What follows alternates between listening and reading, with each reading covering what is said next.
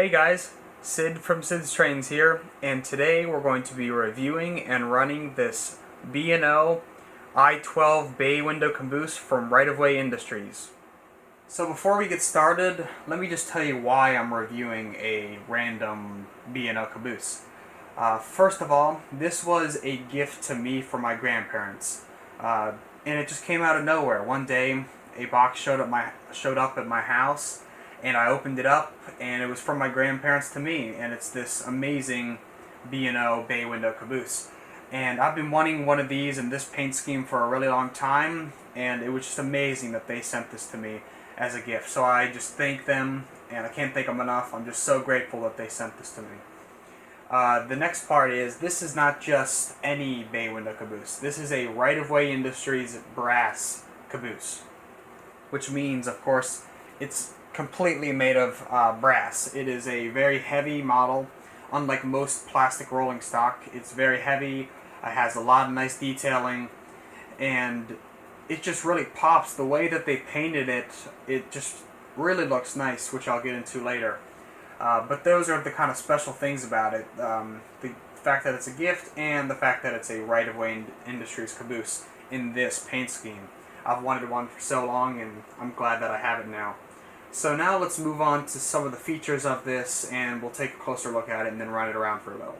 Starting out with a couple features, it has a lighted interior, lighted marker lights, and then it has an operating smoke unit. So starting out at the front here, we have a die-cast operating knuckle coupler, which is very nice. The fact that it's die-cast just makes it so much better. And there's nothing wrong with plastic stuff. It's just that sometimes plastic couplers can become flimsy and they wear out, but die-cast stuff usually doesn't, which is very nice. Moving on, we have a nice ladder here, which is separately applied. We have a little separately applied brake wheel here, and a bunch of nice handrails on the front and on the sides. And then I really like these curved ones. They just look really nice, and they pop because they're yellow, unlike the rest of the car, which is blue. And then above that ladder is some information. One more quick note is that all these steps and the walkways have safety tread on them, which is a really nice touch. And since this is a brass model, they were able to just stamp that into the brass. Moving to the side, we have nice B&O lettering, the nice B&O logo there, and then the number on the side, C2802, which is really nice. And they're all crisply printed, and it looks very nice. And something you might not be able to tell on camera is around each one of these windows, it's not the same dark blue. It's kind of this turquoise green color, which kind of stands out and looks really nice. And then all the windows have blurred plastic inserts in them. And then below here we have the die-cast metal trucks. They look very nice. Moving to the back here, we have another coupler, which is also die-cast and operating. We have another brake wheel, more handrails and safety tread and all the steps. You can get a better look at the other truck. And then at the back here, we also have these marker lights, which look really, really good. One side has a red marker that faces back. The other side has a green one that faces out. And it just looks really nice, and when they're illuminated, they look even better, which you'll see in a couple minutes here. And then, of course, we have another separately applied ladder here. And something I just want to note, I said it earlier, is I've always wanted one in this paint scheme. I've always seen these B&O cabooses in the red paint scheme or the yellow paint scheme, but I don't see very many in this blue scheme, which I just like the dark blue and then the yellow contrasting that. It just looks really good in my opinion.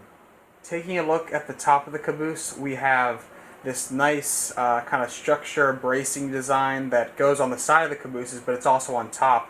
And on top you can really see the detailing of it. There's lots of little rivets everywhere, and it kind of just catches your eye when you're looking at the top of the caboose. All along here, these walkways are simulated wood grain, which looks very nice. I don't know if in real life they would have been painted blue, but they still look nice, and the wood grain is a nice touch. And then over here we have the smokestack, which this moves to the side so you can then fill up the smoke unit, and the smoke unit is, of course, puts out smoke, and it doesn't stream out a ton like a fan-driven smoke unit would, but in real life a caboose wouldn't just put out a ton of smoke. It would just let out little puffs at a time, as it would be a stove or something that would be letting the steam or smoke or whatever is going on inside the caboose out. So before we run this around for a little, I just want to tell you my favorite thing about this caboose. It's a mix between the paint job and the brass construction. The paint job just makes this I-12 caboose really catch your eye, and is just different from any other kind of paint scheme that I have in my collection. And I really like that, and the fact that it's brass just makes it so nice. It's the fact that it is heavy just adds to the kind of mental understanding that it's a nice piece of rolling stock. When you pick up, say, like a plastic freight car or something, you're just like, okay, it's okay, it's just a piece of rolling stock. But when you pick up something heavy like an engine or a freight car that's made of die-cast metal or brass, it really makes you think, wow, this is a nice piece of rolling stock, or it's a nice engine. And that's what the brass construction does for this caboose. It makes it such a nice piece of rolling stock. And it honestly is probably one of the nicest pieces of rolling stock in my collection now. So I thank my grandparents for giving this to me as a gift, and I'm just so glad I have it now. So now we're going to hook an engine up to this and run it around for a little.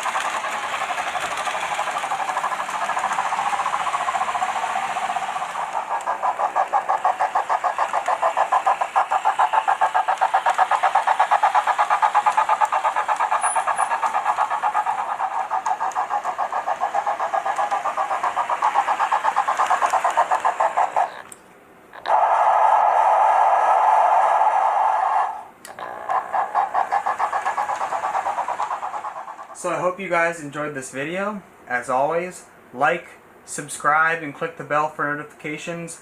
Comment below and tell others about the channel. I'm Sid, and I'll see you next time, guys.